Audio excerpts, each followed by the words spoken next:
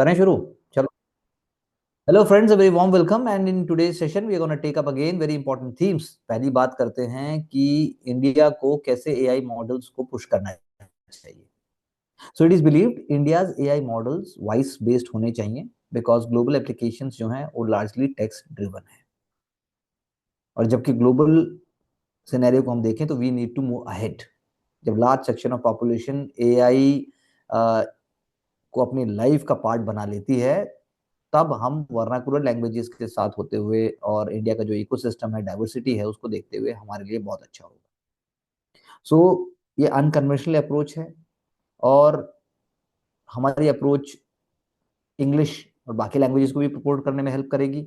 साथ साथ में यदि हम देखें और आगे बढ़ के हम देखते हैं कि इंडिया के जो 500 मिलियन से ज्यादा एक्टिव इंटरनेट यूजर्स हैं वो उसके लिए एसेट होंगे, यानी from the perspective of service, from the perspective of future employment generation and also एक नॉलेज बेस्ड सोसाइटी। तो इसमें चैलेंजेस क्या हो सकते हैं ये आपको सोचना होगा। मूविंग फर्दर, इंडिया के एआई मॉडल्स जो वॉइस बेस्ड हमने जो भी बात की उसका आप टेक्निकल एस्पेक्ट भी देखिए कि लार्ज लैंग्वेज मॉडल्स में क्या क्या ऐसे एलिमेंट्स को पर्टेन किया जाए जो हेल्थ केयर, एजुकेशन, एग्रीकल्चर, ये सारे के सारे सेक्टर्स को अपने आप में इंटरनलाइज करके चले। And please do look into कि कौन से इंडिया में ऐसे जोन्स हो सकते हैं जहां पर इन चीजों को पहले पुटअप किया जाएगा। Now again coming up with the key idea that you know vice chairman जो जियो स्टार के हैं वो, क्योंकि जियो और हॉटस्टार को मिक्स कर दिया गया तो उसके लिए एक tectonic shift what we can say it is there. So again it is not to do with the just cricket and also with the kind of shows that they are putting up and जो जियो Hotstar बताना चाहता है, it is a kind of a consolidation, it is a kind of a centralization. Obviously they want to move with the profit and खुद कह रहे हैं वो कि you can't say that I own the platform but I am not responsible, you can't say that I own the platform but I am not responsible for the content. और question ये है कि क्या आप वाकई जो इंडिया का जो इंटरटेनमेंट या इंडिया की जो इंडस्ट्री है वो एक राइट डायरेक्शन में मूव हो रही है। और दूसरा जो है हमें कहना चाहिए कि क्या वाकई जो कंट्रीब्यूशन होना चाहिए जो भी सेक्टर का है क्या वो वाकई हो भी रहा है। मर्जर्स तो हुए हैं लेकिन मर्जर से होने से क्या जो कंटेंट, रिस्पॉन्सिबल कंटेंट या इंडिया की जो न्यू जनरेशन को जो हम पॉप इन कर रहे हैं क्या वो वाकई उसी डायरेक्शन में ठीक हो रहा है। सो वी हैव टू सी, क्योंकि ओटीटी का जो है वो मेन स्ट्रीम बॉलीवुड से बिल्कुल डिफरेंट है और उसके अंदर राइट्स का इशू है। तो पॉइंट वही है जैसा कि इन्होंने ये कहा भी कि पॉपुलेशन सेट होमोजेनस नहीं है तो कंटेंट होमोजेनस कैसे हो सकता है। नेटफ्लिक्स आ गया, अमेजोन है, प्राइम, सोनी लाइव और सभी एक तरह की स्टोरीज बता रहे हैं। तो अब कहना ये चाहिए कि क्या ये वाकई, जब हम इंडिया को एक डेवलप कंट्री देखते हैं तो आप अपने आप को कैसे देख पाते हो कि ये जो चीजें सामने हैं वो हो पाएंगी। ये जो एक्सेसिबिलिटी है क्या ये वाकई लाइफ को इजी करने में, लाइफ को सस्टेनेबल करने में हेल्प करेगी। और एक लास्ट पॉइंट ये भी मैं बोलना चाहूंगा कि जो ग्लोबल चैलेंजेस या फिर जो लाइफ के जो चैलेंजेस या जो भारतीय संस्कृति या जो हम बात करते हैं वो क्या वाकई इन शोज के थ्रू हो पाएगा। जैसे अब इंडिया गॉट लेटेंट की कंट्रोवर्सी है एंड सोशल मीडिया पे जो ये कंटेंट है उसकी दिशा में आप क्या कहेंगे। कमिंग फर्दर, अभी अभी जब मैंने बात की लार्ज लैंग्वेज मॉडल्स की तो अब जैसे 36 मिलियन फार्मर्स के बाद डिजिटल आईडी है जो लैंड रिकॉर्ड से लिंक हो गया। Please I repeat, 36 million farmers. Okay, more than 3 point मतलब अराउंड 3.6 करोड़ फार्मर्स का हो गया है। तो डिजिटल आईडी से होगा क्या, यूनिक आईडी है, किसान पहचान पत्र है जिसके अंदर डिटेल्स हैं, लैंड होल्डिंग का है, क्रॉप ग्रोन का है। तो इसके अमेजिंगली एस्टोनिशिंग बेनिफिट हो सकते हैं। मिडल मैन को कट करने के साथ साथ फॉर्मल क्रेडिट हो सकता है। उसके बाद क्रॉप्स कल्टीवेशन में जो इश्यूज आते हैं और उसके साथ साथ जो फार्मर की आउटपुट बढ़ने की बात है। But again I give you one task over here जो एग्री स्टैक है, डिजिटल एग्रीकल्चर मिशन में जो एग्री स्टैक है, जिसमें फार्मर्स रजिस्ट्री है, विलेज लैंड मैप्स है, रजिस्ट्री है, क्रॉप रजिस्ट्री है, कृषि डिसीजन सपोर्ट सिस्टम है, उस पर प्लीज आप सोचिए ग्राउंड वाटर डेटा और वेदर सैटेलाइट के साथ साथ कि आप एक कैसे उसमें एक माइंड मैप बनाकर किसी स्टेट का मॉडल बना सकते हैं। रीबूटिंग पीएलआई, अगेन पीएलआई कितना सक्सेसफुल हुआ, कैन यू ब्रिंग 3 पॉइंट्स की जो डिबेट है टॉप लेवल ऑफ गवर्नमेंट में कि whether to continue with the scheme और उसमें ट्वीक किया जाए, तो आप ये देखिए कि अब तक हमें कितना सक्सेस मिला। जो ओईएम्स हैं यानी ओरिजिनल इक्विपमेंट मैन्युफैक्चरर्स हैं और जो कॉन्ट्रैक्ट मैन्युफैक्चरर्स हैं डेजिग्नेटेड सेक्टर्स में, क्या वो वैल्यू एडिशन बहुत अच्छे से कर पाए, या फिर एक एक तरीके का रिस्ट्रेन्ड सक्सेस ही हुई है। तो this is what is the main question. जैसे जो सेक्टर्स हैं, टेक्सटाइल्स है, एडवांस केमिकल सेल्स हैं, सोलर मॉड्यूल्स है, ऑटो कंपोनेंट्स है, IT hardware, mobile telecom gear, medical devices, food processing and active pharmaceutical ingredients, these all sector you must no prelims के focus से। और जो बात आती है कि लोकलाइजेशन पे फोकस होना चाहिए, डोमेस्टिक मैन्युफैक्चरिंग इकोसिस्टम प्रमोट होना चाहिए, deepening and broadening of Indian manufacturing base होनी चाहिए, उसके लिए आंध्र प्रदेश हो गया, तमिलनाडु हो गया, गुजरात हो गया, महाराष्ट्र हो गया, इवन नॉर्थ ईस्ट हो गया, आप सब स्टेट्स को अलग अलग देखिए, एक चंक देखिए और एक चंक के हिसाब से सोचिए कि वो पीएलआई स्कीम को कैसे और ज्यादा इंसेंटिवाइज, कैसे उसको और ज्यादा लोकलाइज करके आगे बढ़ सकते हैं। This is how what we have to see. Please do ignore ये जो पीडीएफ के अंदर जो व्हाइट स्पेसिस हैं, that is because of certain reasons and we really sorry for that. अब फिर वही बात है कि यू नो हाइपर लूप आज से 5 साल पहले तक भी ये कॉन्सेप्ट यूपीएससी में बहुत पर्टिनेंट था, दोबारा से आ गया है। और 422 you know 422 meters I would say, or I have to see that what it actually means. Hyperloop test track aiming for speed over 1000 kilometre per hour, which could slash time travel from hours to minutes। तो ये एक बहुत important concept है।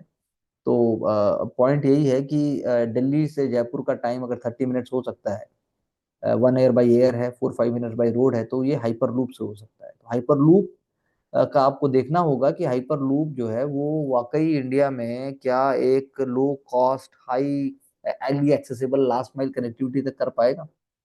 क्या है वो low pressure tube system है जिसमें magnetically levitated pod like vehicle है, जिनके अंदर जो है कार्गो और पैसेंजर्स 1000 से 1200 स्पीड पर आवर की स्पीड से आप चल सकते हैं। Commercial jet 900 kilometre per hour की स्पीड से चलता है। और आप कह सकते हैं कि जो ये मैग्नेटिक लेविटेशन है, ये अपने आप में एक बहुत ही एडवांस्ड सिस्टम हो सकता है as far as India is concern, but we have to see कि क्या इंडिया जैसी ह्यूज पॉपुलेशन में and the time of topography kind of urban development that we see कितना चैलेंजिंग है, कितना कॉस्ट इफेक्टिव है। हम बुलेट ट्रेन भी बना रहे हैं वो, और कंपेयर करते हैं जब आप, तो क्या दोनों सेम डायमेंशंस में आएंगे कि अलग अलग में आएंगे। That is what we have to see. Dubai में, अबू धाबी में तो हाइपर लूप जो है वो इम्पॉर्टेंट है, और चाइना में भी जो है वो T flight hyperloop test हुआ है और प्रॉब्लम्स रिजॉल्व हो सकती हैं। लेकिन प्लीज मैं फिर से वही कहूंगा, please do bring the name of Indian Indian जो आपकी एजेंसीज हैं। आगे अगर हम चलें, अगर हम स्टॉक मार्केट्स का एग्जांपल है, माइक्रोसॉफ्ट ने अनाउंस किया है significant breakthrough in quantum computing with its new Majorana one chip. बस ये हमारे यहाँ इंपॉर्टेंट है कि नई चिप का नाम ये है, और वो चिप जो है वो कैसे बनी है ये आपको पता होना चाहिए। टोपोलॉजिकल क्यूबिट्स एक और टर्म है यहाँ पर, बहुत इंपॉर्टेंट है। और Majorana particles that are theoretically more stable and error resistant, ये बहुत इंपॉर्टेंट है, यही कीवर्ड है, यही की पॉइंट है, ये आपको लेना होगा। तो डिफेंस टेक एजेंसी ने माइक्रोसॉफ्ट को फाइनल फेज जो प्रोग्राम का है उसके अंदर उसके एलिमेंट्स को लेते हुए यूजफुल क्वांटम कंप्यूटिंग की तरफ आगे कदम उठाया। तो क्वांटम कंप्यूटिंग क्या है, इंडिया का कैसे रोल है उसके अंदर, ये हम साइड में देख सकते हैं। टेक मेजर्स के प्लीज नाम देख लीजिए, Microsoft, Nvidia, Alphabet, IBM. If you move further then bitcoins prices have continued to be volatile, we need not to say. अगर मैं 3 रीजंस आपसे बोलूं तो I hope you will agree, geostrategic और जो डोनाल्ड ट्रम्प के जो tariff Wars हैं अगर मैं उसकी बात करूं, और साथ में जो है क्रिप्टो करेंसीज की वॉलेटिलिटी, ब्लॉकचेन टेक्नोलॉजी पे जो डिपेंडेंट है। प्रीलिम्स में ऑलरेडी क्वेश्चन आ चुका है, you must know completely, you can go and watch our series also, जिसमें डिटेल में हमने डिस्कस किया है कि ब्लॉकचेन टेक्नोलॉजी क्या होगी। Coming to the next point further, अगर मैं एक्सप्लेनर्स पे आऊं तो अभी एक क्वेश्चन आया था और हमने इस पर डिस्कस भी किया था बहुत शॉर्ट में। इंडिया कैसे एविएशन कंप्लायंस को बढ़ा सकता है? मैं आपसे क्वेश्चन पूछता हूँ फिर से, इंडिया एविएशन कंप्लायंस को कैसे बढ़ा सकता है? यहाँ पर डिस्कस किया है कि इंडिया लैग क्यों करता है, पर मेरा आपसे क्वेश्चन है कि जो केप टाउन कन्वेंशन है उसके अकॉर्डिंगली इंडिया अपने एविएशन कंप्लायंस को कैसे बढ़ाए, और इंडिया के जो चैलेंजेस हैं उन चैलेंजेस को कैसे ओवरकम करे। Okay, this is very, very important.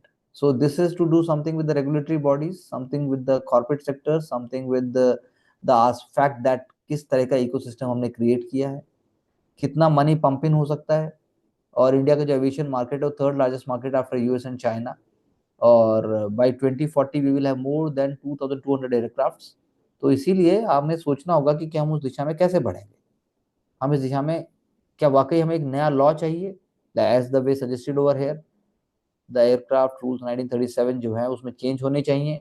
सो आपको ये देखना होगा कि कैसे जो न्यू नॉलेज सिस्टम है, लीजिंग और फाइनेंशियल इकोसिस्टम जो इंटरनेशनल लेवल का है, इंटरनेशनल फाइनेंशियल सर्विसेज सेंटर जो गिफ्ट सिटी में हम क्रिएट करने की बात कर रहे हैं, तो बिल अगर आता है तो एक strategic advantage GIFT IFSC based ledgers को देगा। एंड सेकेंडली, यहाँ पर जो एक और कीवर्ड है कि balancing migration, mobility and trade, इसको भी आप लेके चलेंगे कि कैसे केप टाउन कन्वेंशन जो बोलता है 4 types of mobile equipment out of which one on aircraft was signed in 2001 itself. तो ये जो वर्ल्ड लेवल के जो एक इकोसिस्टम क्रिएट करने की बात है, उससे कॉस्ट भी कम आएगी, उससे शेयरिंग ऑफ नॉलेज और लीगल प्रेडिक्टेबिलिटी भी बढ़ जाएगी, साथ साथ में जो है सेलर्स और बायर्स, क्योंकि इंडिया तो अभी it is only a buyer, we are not in the position to sell. तो जो यूरोसेंट्रिक अप्रोच है वो बहुत ही ज्यादा पुराने मॉडल के ऊपर बेस्ड है। तो आने वाले टाइम में definitely India is going to have more approach and more kind of idea. Again, we may encounter many defeats, but we must not be defeated. Very true. And that is how कमियां निकालना आसान है, Dickson में कमियां निकल सकती है, समझाने में कमी हो सकती है, लेकिन हमें फोकस करना चाहिए कि उसमें से हमने पॉजिटिव एस्पेक्ट को क्या उठाया। ये यूपीएससी के जो एथिक्स का पेपर है उसमें स्टेटमेंट 100% आ सकता है। तो मेरा आपसे यही क्वेश्चन है कि आप अपनी लाइफ का एक एग्जांपल ऐसा बताइए व्हेन वी डिस्कस फर्दर, जिसमें आप ये प्रूव कर सकें कि yes, I have encountered so many kind of setbacks and defeats, लेकिन आई एम नॉट डिफीटेड। कैसे प्रूव करेंगे? तो हमने पहले भी चर्चा की थी टेलीकॉम की, अगर if you go back and see the previous way, तो इसमें जो कोचर साहब हैं वो बता रहे हैं कि इंडिया का जो टेलीकॉम सेक्टर है वो कैसे एक global leader in the making है, थ्राइविंग डोमेस्टिक मार्केट है, ग्लोबल प्रेजेंस बढ़ रही है, इंडिया का टेलीकॉम इंडस्ट्री अनप्रेसिडेंटेड ग्रोथ की तरफ बढ़ रहा है। डेटा सिक्योरिटी एंड प्राइवेसी को हमने क्रिटिकली कंसिडर किया, और कंजम्पशन, डेटा कंजम्पशन में we are the world leaders, OTT platform भी उसका एक एग्जांपल है। साथ में टेलीकॉम सेक्टर ने जो टू प्रॉन्ग्ड अप्रोच लिए है, that is cyber fraud and spam, ये बहुत ही इंपॉर्टेंट है। AI driven warning systems, already if you are having Airtel तो यू विल फाइंड कि ऑलरेडी वो बता देता है। तो डीजीकॉम समिट आप नाम याद रखिए, cellular operator association of India उसका नाम याद रखिए, यूनियन मिनिस्ट्री और जो गवर्नमेंट बॉडीज हैं उनका आप कोलैबोरेशन सोचिए, टीआरआई का रोल आप ध्यान रखिए, तो you will be able to do better justice कि इंडियन टेलीकॉम एक ग्लोबल लीडर मेकिंग में है और वो कैसे है। Do we really need 2 board exams? Again, this is a kind of a debate which is going on.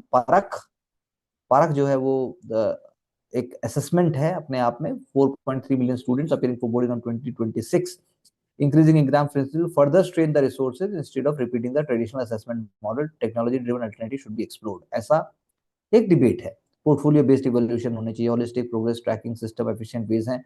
तो परख जो है performance assessment review and analysis of knowledge for holistic development framework आपको याद होना चाहिए, जो प्रपोज किया गया 9 to 12 तक, वो एक कंटिन्यूम है, और फाइनली 12th में रिपोर्ट कार्ड में उस चीज को लगाया जाएगा। 40% wages for class 12 and remaining 60% from class 9 to 11। ये एक अपने आप में सिस्टम इम्प्लीमेंट करने की बात है। तो अब बात ये उठती है कि बायोनल क्लास 10 बोर्ड्स के एग्जाम क्या करेंगे, वो क्या क्या एकेडमिक कैलेंडर को डिसरप्ट करेंगे कि ऑलरेडी उसको एक तरीके की नई फ्रीक्वेंसी देंगे और एक तरीके का रिफ्रेशिंग और एक तरीके का डायनामिज्म देंगे। सेकंड अटेम्प्ट जो देंगे उनका रिजल्ट लेट आएगा, ट्रांजिशनिंग क्लास 11 में देर से होगी, जब सेशन अर्ली अप्रैल से स्टार्ट हो जाते हैं। चेंजिंग स्ट्रीम्स जो है बेस्ड ऑन इम्प्रूव को may not be feasible in many schools due to rigid admission policies, तो बट आई बिलीव वो उसके लिए ट्वीक हो जाएगा। सीबीएसई का पब्लिक कंसल्टेशन डॉक्यूमेंट जो है वो स्टूडेंट जो पहले राउंड में फेल हो जाते हैं, you know they may be failing in the first round, may be promoted to class 11 pending the result of second attempt. लेकिन ऐसी क्या वाकई फिजिबिलिटी हो पाएगी? तो मैं आपसे इस पर्सपेक्टिव से पूछता हूँ कि अगर मान लो district education education is very very important, which in state का रोल बहुत ही पैरामाउंट और क्रूशियल है, और हमारे यहाँ इतने सारे बोर्ड भी हैं सीबीएसई बोर्ड के अलावा, तो आप इस चीज को कैसे देखते हैं? आपको क्या लगता है कि किस दिशा में बढ़कर ये हो रहा है? क्योंकि बाइनल एग्जाम जो है वो स्टूडेंट के स्ट्रेस को भी एड्रेस करते हैं, और कंपेटेंसी बेस्ड असेसमेंट हम बढ़ा रहे हैं बेसिकली एक तरीके से। फ्रीक्वेंसी एग्जाम की बढ़ रही है, लेकिन कॉम्पिटेंसी का अर्थ यहाँ पर हम ये भी देखेंगे कि कैसे और ज्यादा सोर्सेज हो रहे हैं जिससे कि जो ट्रेडिशनल सिस्टम या ट्रेडिशनल कोर्स है उसकी वैल्यू कम हो रही है। तो आप दोनों को मैच कैसे करेंगे? डिजिटल टूल्स तो ऑलरेडी आ रहे हैं, नेशनल अचीवमेंट सर्वे उस चीज को दिखा भी रहा है, और आगे वाले सिस्टम में हमें इस बात को देखना होगा। तो स्टूडेंट के स्ट्रेस को देखना एक बहुत इंपॉर्टेंट पॉइंट है, जो मार्जिनलाइज सेक्शंस हैं उनको सेंटर में लाना एक बहुत इंपॉर्टेंट है। तो I think from that direction we have to debate.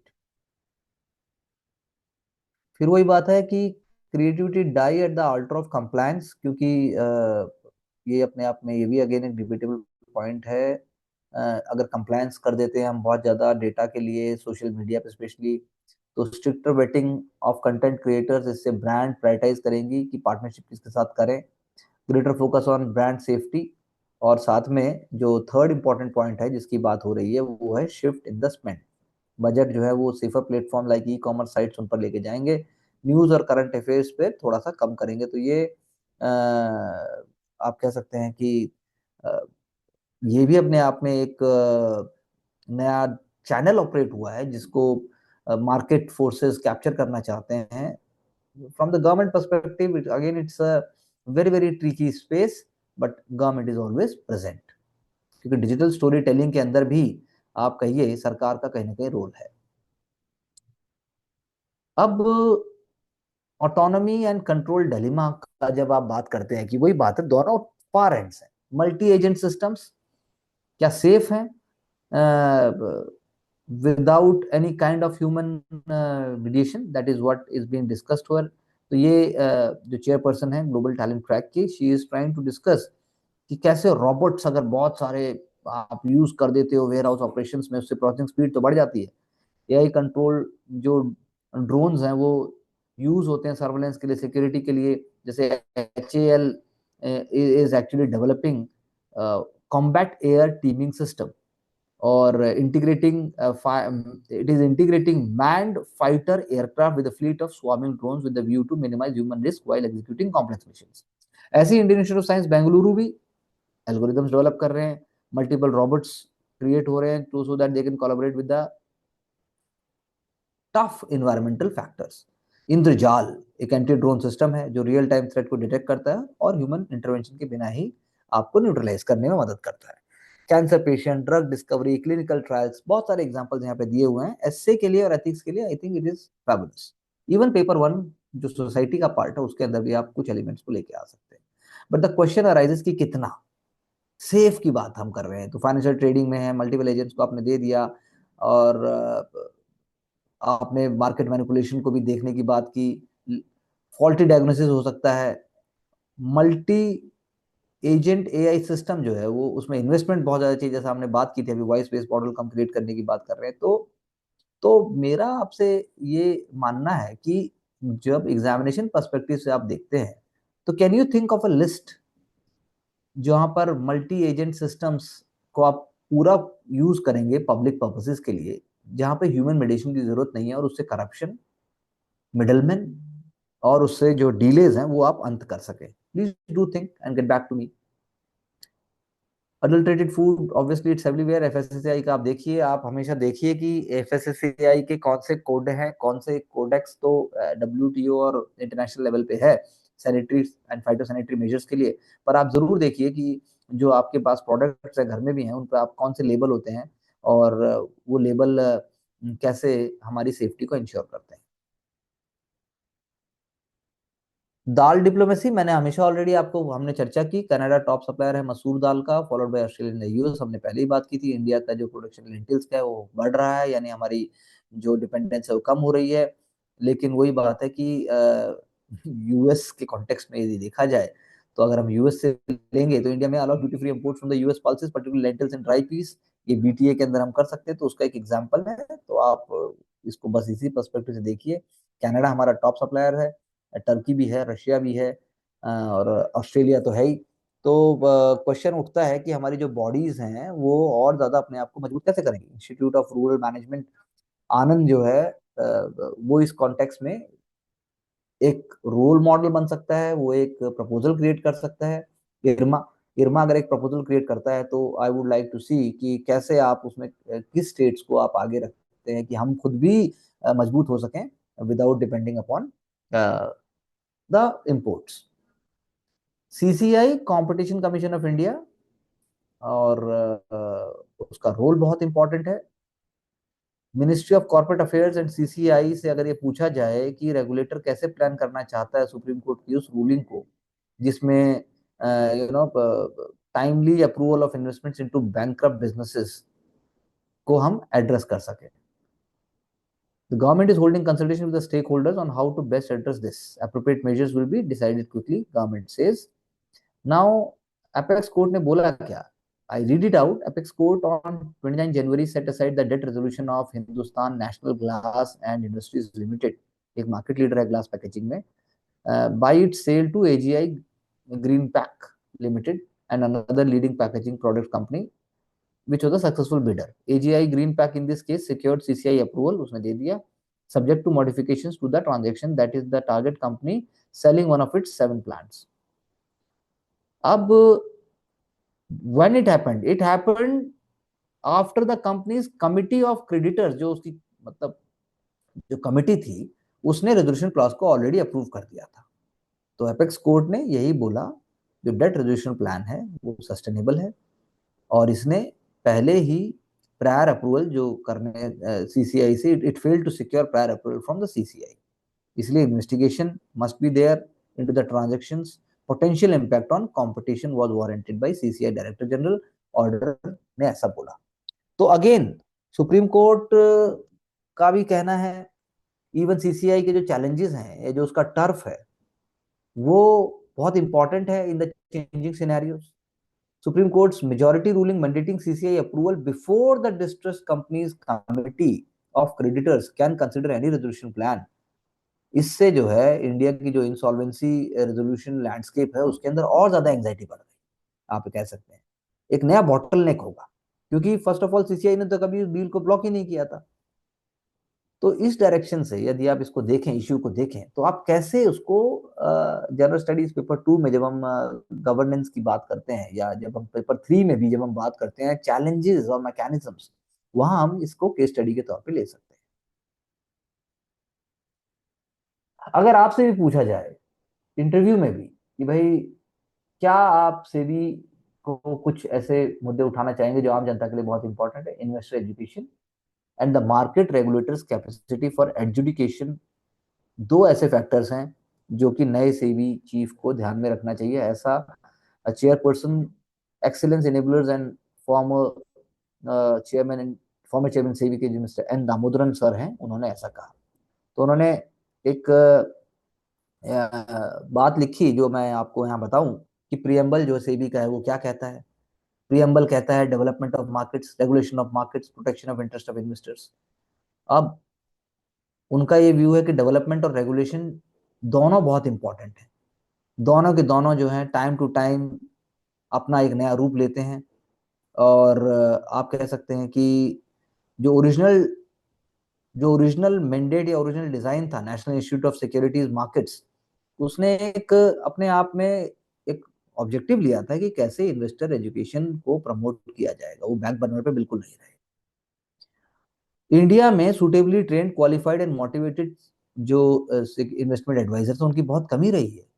और जो हैं भी वो मेट्रोपॉलिटन अर्बन एरियाज में है, इसीलिए ये अपने आप में बहुत ज्यादा इंपॉर्टेंट केस है, क्रूशियल है बहुत ज्यादा। सेबी ने स्मार्ट प्रोग्राम भी स्टार्ट किया था। दूसरा उन्होंने मुद्दा उठाया क्वालिटी ऑफ एजुकेशन ऑर्डर्स जो सेबी ऑफिसर्स पास करते हैं। Educating officers in SEBI are persons drawn from different departments. उनको जुडिशियल ट्रेनिंग नहीं होती, वो एविडेंस को नहीं समझ पाते, रीजन ऑर्डर कई बार नहीं दे पाते। इसीलिए इस दिशा में भी हमें सोचने की जरूरत है। Conflict of interest and asymmetry of information, ये दोनों के दोनों दो ऐसे हथियार हैं जो सिक्योरिटीज मार्केट को बहुत नुकसान पहुंचा सकते हैं। मूविंग फर्दर, ब्लू घोस्ट आपको पता होना चाहिए। क्या किया ब्लू घोस्ट ने? Private lunar lander touching down on moon with delivery for NASA. यही बस इंपॉर्टेंट है अपने आप में, इसको अलग से ध्यान से पढ़कर लीजिए। फायरफ्लाई एरोस्पेस का ब्लू घोस्ट ने क्या किया, और आप एक लिस्ट बनाइए आज तक जितने भी गए हैं और किस किसने कहां कहां पर लैंडिंग की। मैं मून के कॉन्टेक्स्ट के अलावा बाकी भी स्पेस एक्सप्लोरेशन की बात इसमें लाना चाहूँ। First transgender clinic in India वो बंद हुआ, लेकिन पॉइंट ये है इंडियन मित्र क्लिनिक जो है, Indian government itself is providing so many funds and there are so many government schemes and also programs both sponsored by the state and the center which are trying to promote this. So please उस perspective से आप देख सकते हैं। आगे चलिए। US add fund की मैंने बात कर ही दी, और आगे चलिए। बहुत important, NCRTC, national capital regional transport corporation, Alwar Panipat corridors इस साल उनको जगह मिलेगी, और Meerut project will be over by June. तो lesson learn from Meerut project कि दो अगले जो हमारे कॉरिडोर्स होंगे वो ज्यादा इकोनॉमिकल होंगे, ज्यादा और ज्यादा इंक्लूसिव हो सकते हैं कई अप्रोच से। और उनका कहना है कि दिल्ली मेरठ कॉरिडोर जो फर्स्ट आरआरटीएस था कंट्री में, जो 5,000 से ज्यादा 5,000 करोड़ से ज्यादा की कॉस्ट से हुआ, अब जो है पानीपत और जो अलवर है वो कॉरिडोर भी अभी अप्रूव हो जाएगा, and it is also going to change the whole network. तो पॉइंट यही है कि आप इसको अर्बन लैंडस्केप डेवलपमेंट के साथ कैसे देखते हैं, ट्रांजिट नोड्स क्या चेंजेस लेके आएंगे, लोगों की लाइफ में क्या चेंज आएगा, और कुल मिलाकर जो हम मैन्युफैक्चरिंग या जो हम एक नए जीवन की बात करते हैं, विकसित भारत की बात करते हैं, हम एक डेवलप्ड नेशन की बात करते हैं, उसमें ये इसको आप कैसे देखते हैं, और ये रेस्ट ऑफ द इंडिया में कैसे इसको रेप्लिकेट किया जाए। These are the question which you must be thinking. Smooth सिर्फ स्मूथ राइडरशिप की बात नहीं है, राइडरशिप सिर्फ एक मीडियम है। फाइनेंशियल एड फॉर स्कीम वो Delhi government, please keep an I on international women day. आपको देखना है कितनी एज से कितनी एज, और आप कह सकते हैं कि कौन इसके लिए एलिजिबल है, कैसे इसको बेनिफिशियरी बनाया जाए। Bhutan India share close relations without suspicion and vested interest. This is very important and very very sharing Tobge sir ने जो बताया, कैसे उन्होंने बताया कि भूटान एक्सक्लूसिव है, लेकिन भूटान इंडिया के लिए हमेशा तत्पर है, तैयार है, यूनिक रिलेशनशिप है, और नेबरहुड फर्स्ट को फॉलो करने वाला इंडिया एक यूनिक कंट्री है वर्ल्ड में, और साथ में डेमोक्रेसी भी भूटान में आती है, डेमोक्रेटिक प्रिंसिपल्स जो खुद तोगबे शेरिंग तोगबे सर ने जो खुद उनको महसूस किया, प्रमोट किया, उसके लिए भी वो इंडिया के साथ जुड़ के बात करते हैं, और साथ में वो इंडिया के टूरिस्ट को भी प्रमोट करते हैं, लेकिन मास टूरिज्म को वो नहीं चाहते, because it is going to hamper already जो कार्बन नेगेटिव है Bhutan. Bhutan carbon negative country है। भूटान ऑलरेडी आप कह सकते हैं जो 70% वहां पर फॉरेस्ट है, जबकि 60% उनका टोटल गोल है, जब ऑलरेडी वो 70% है। So these are wonderful points and he is an amazing person. He also talks about public service and how public servants are very important including the bureaucrats. तो ये अपने आप में एथिक्स के लिए भी एक बहुत अच्छा रोल मॉडल और स्टेटमेंट है, आपको नोट करना चाहिए। वनतारा को देखिए, सोमनाथ को देखिए, national board for wild life और गिर, उसकी लोकेशन देखिए, एक एकता का महाकुंभ जो उन्होंने प्रयागराज की बात की उसको इससे जोड़ के देखिए, और फिर आपको समझ में आएगा कि इंडिया की संस्कृति, इंडिया की सोच को हम कैसे और एग्जामिनेशन पर्सपेक्टिव से देख सकते हैं। ड्रामेटिक परफॉर्मेंसेज एक्ट जो है वो लॉर्ड रिपन से पहले लॉर्ड लिट्टन आए थे, उस समय में था, और इसमें यूपीएससी एग्जामिनेशन ऑलरेडी पूछ चुका है। दीन बंधु मित्रा का जो नील दर्पण था, जिसे माइकल मधुसूदन दत्त ने ट्रांसलेट किया था, उसमें चर्चा हुई थी। तो इंडिगो कल्टीवेशन, और उससे पहले आप पापना रिवोल्ट को चले जाइए 1860s में, लॉर्ड कैनिंग जब आते हैं, और लॉर्ड कैनिंग का 1861 का इंडियन काउंसिल एक्ट भी है, उसके बाद से आप इस चीज को देखेंगे तो ये अपने आप में आपको बहुत ही ज्यादा इंपॉर्टेंट दिखाई देगा। अदरवाइज जो भी लॉज हमारे कानून हमारे समाज का जो हिस्सा थे, and as coming of the constitution, सारे कॉलोनियल लॉज अगर वो नहीं बोले गए तो अपने आप में वो खत्म हो गए थे। यहाँ पर बताया भी हुआ है, visit of the prince Wales Albert Edward to India from October 75 to May 1876। सोचिए कितना लंबा है विजिट, विजिट कितनी लंबी है, आने में 1-2 महीने लगेंगे, तो जाने में कितना समय लगेगा। तो vernacular press act 1878, sedition act of 1870, ये सारे के सारे प्रीलिम्स पर्सपेक्टिव से इंपॉर्टेंट है, including article 372 of the constitution. Making sense of GDP data, again वही बात है कि बार बार अगर रिविजन होते हैं, बार बार अगर मान लो एस्टिमेट्स में बहुत ज्यादा फर्क आता है, तो वो क्या पिक्चर दिखाते हैं। पर यहाँ पर मैं आपको प्रीलिम्स के पर्सपेक्टिव से आपको पता होना चाहिए कि बढ़ा कि घटा, इंडियन इकोनॉमी पहले से अगर बेटर कर रही है तो कितना बेटर कर रही है, स्लम्प आया तो क्यों आया, और साथ में आपको पिछले 1991 से लेके अब तक का पूरा आपको फ्लो पता होना चाहिए कि नीचे गया फिर ऊपर आया फिर नीचे गया, या कोई इसमें पैटर्न ही नहीं है। Do look for number of bodies and do look for the you know कौन सा इंस्टीट्यूशन और क्या इसमें पार्ट है। सो फ्रॉम दिस पर्सपेक्टिव आज का डिस्कशन हम फिनिश करते हैं। एंड एक और I think article is remaining, या before I go back, Indian urban centres, वही बात है जो हमने सारी चर्चा की, कहानी सुनाने से नहीं होगा। इंडियन सिटीज में पोटेंशियल है, बहुत बढ़िया बात है, लेकिन आप करोगे क्या, करोगे क्या? My question is that. Bar bar same article को पढ़ने से या उन आर्टिकल्स को सिर्फ करने से नहीं होगा, because we have done it number of times. So my point to you is that आप इनोवेटिवली क्या लेके आ रहे हो। दिल्ली, मंगलुरु, पटना, हैदराबाद, सबकी प्रॉब्लम अलग अलग। यहाँ पर इन्होंने यमुना और गंगा के हिसाब से बात की है, लेकिन उसको भी आप कैसे करोगे? चेन्नई का भी ग्राउंड वाटर खत्म होने की बात है, बेंगलुरु ने तो सफर किया ही था, it was worst kind of crisis. So urban planning सिर्फ बोलने से नहीं है, इनसफिशिएंट पब्लिक सर्विसेज सिर्फ बोलने से नहीं है, डेवलपमेंट से, वो ये थियोरिटिकल आंसर हो गया। तो सिंगापुर में 1960s में स्लम था, ट्रैफिक कंजेशन था, एनवायरमेंटल पॉल्यूशन था, फ्लड्स था, वाटर शॉर्टेजेस थे, तो पॉल्यूशन, पॉपुलेशन भी बहुत थोड़ी थी। हमारा कैसे होगा? लेकिन आप उसके लिए सोचिए कि कोई डिस्ट्रिक्ट सोचिए, गुड़गांव, गुरुग्राम ही सोचिए, मैं कहता हूं आपको, और सोचिए कि वो कैसे डेवलप हो सकता है। अगर आप नॉर्थ ईस्ट में हैं तो वहां सोचिए, और फिर आप वो सोचिए कि गवर्नमेंट कितनी स्पेंडिंग कर सकती है, लोगों को कितना अलाइनमेंट है, लोगों का पॉपुलर और जो बिहेवियरल है, उनका बिहेवियरल कल्चर है, वो कितना सपोर्ट कर रहा है। शिमला में हर किसी को 2 पैसे चाहिए, पार्किंग बढ़ती जा रही है, कंक्रीटाइजेशन बढ़ता जा रहा है, लेकिन कोई भी टूरिज्म रोकने का नाम नहीं लेता। अभी आने दीजिए अप्रैल मई, और पूरा नॉर्थ इंडिया वहां पे जो है एकदम स्वाम्स की तरह पहुंच जाएगा। I don't think that is ever going to give us solution. So I look forward to your solutions and your points. We will discuss further in our next interaction. और आप WhatsApp पे मुझे details में डालिए. Do join our courses and program, because everybody is obviously cannot handle this, and those who can, they are surely going to get success. Thank you very much.